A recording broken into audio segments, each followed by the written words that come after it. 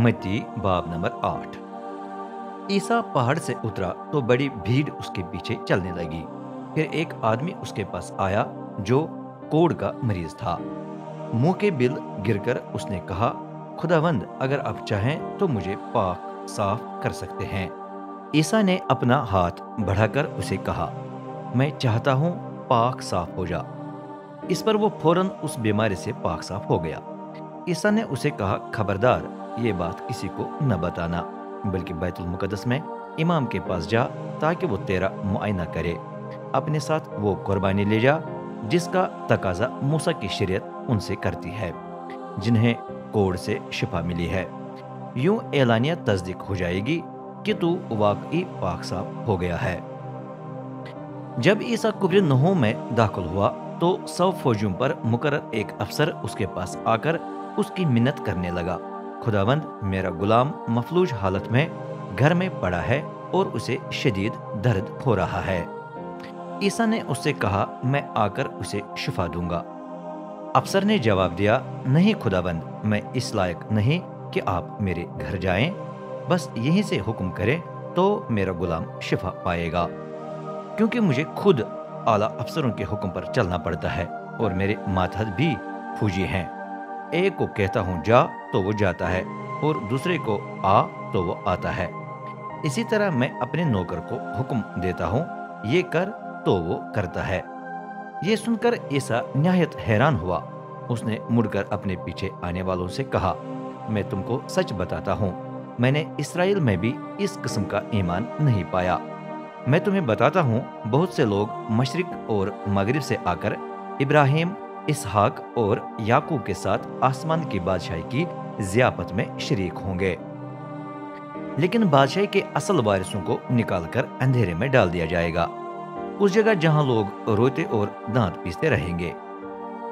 फिर ईसा अफसर से मुखातिब हुआ, जा, तेरे साथ वैसा ही हो जैसा तेरा ईमान है। और अफसर के गुलाम को उसी वक्त शिफा मिल गई। ईसा पतरस के घर में आया।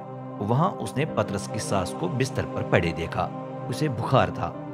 उसने उसका हाथ छू लिया तो बुखार उतर गया और वो उठकर उसकी खिदमत करने लगी। शाम हुई तो बदरूहों की गिरफ्त में पड़े बहुत से लोगों को ईसा के पास लाया गया।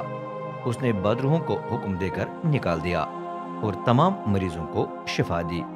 यूं यसाया नबी की ये पेशनगोई पूरी हुई कि उसने हमारी कमजोरियां ले ली और हमारी बीमारियां उठा ली। जब ईसा ने अपने गिर्द बड़ा हुजूम देखा तो उसने शागिर्दों को झील पार करने का हुक्म दिया। रवाना होने से पहले शरीयत का एक आलिम उसके पास आकर कहने लगा, उस्ताद, जहां भी आप जाएंगे मैं आपके पीछे चलता रहूंगा। ईसा ने जवाब दिया, लोमड़ियां अपने भट्टों में और परिंदे अपने घोंसलों में आराम कर सकते हैं, लेकिन इब्ने आदम के पास सर रखकर आराम करने की कोई जगह नहीं। किसी और शागिर्द ने उससे कहा, खुदावंद, मुझे पहले जाकर अपने बाप को दफन करने की इजाजत दे। लेकिन ईसा ने उसे बताया, मेरे पीछे हो ले और मर्दों को अपने मर्दे दफन करने दे। फिर वो किश्ती पर सवार हुआ और उसके पीछे उसके शागिर्द भी। अचानक झील पर सख्त आंधी चलने लगी और किश्ती लहरों में डूबने लगी, लेकिन ईसा सो रहा था। शागिर्द उसके पास गए और उसे जगाकर कहने लगे, खुदावंद, हमें बचा, हम तबाह हो रहे हैं। उसने जवाब दिया, एक कम एतकादो, घबराते क्यों हो? खड़े होकर उसने आंधी और मौजों को डांटा तो लहरें बिल्कुल साकत हो गईं। शागिर्द हैरान होकर कहने लगे, ये किस किस्म का शख्स है? हवा और झील भी उसका हुक्म मानते हैं। वो झील के पार गुदरिनियों के इलाके में पहुंचे तो बदरू गिरफ्त 2 आदमी कब्रों में से निकलकर ईसा को मिले। वो इतने खतरनाक थे कि वहां से कोई गुजर नहीं सकता था। चीखे मार मार कर उन्होंने कहा, खुदा के फर्जंद, हमारा आपके साथ क्या वास्ता? क्या आप हमें मुकर्ररा वक्त से पहले अजाब में डालने आए हैं? कुछ फासले पर सोरों का बड़ा गोल चल रहा था। बदरूहों ने ईसा से इल्तिजा की, अगर आप हमें निकालते हैं तो सोरों के उस गोल में भेज दे। ईसा ने उन्हें हुक्म दिया, जाओ। बदरूहें निकलकर सोरों में जा घुसे। اس پر پورے کا پورا گول بھاگ بھاگ کر پہاڑی کی ڈھلان پر سے اترا اور جیل میں جپٹ کر ڈوب مرا۔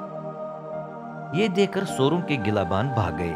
شہر میں جا کر انہوں نے لوگوں کو سب کچھ سنایا، اور وہ بھی جو بدروحوں گرفت آدمیوں کے ساتھ ہوا تھا۔ پھر پورا شہر نکل کر عیسیٰ کو ملنے آیا۔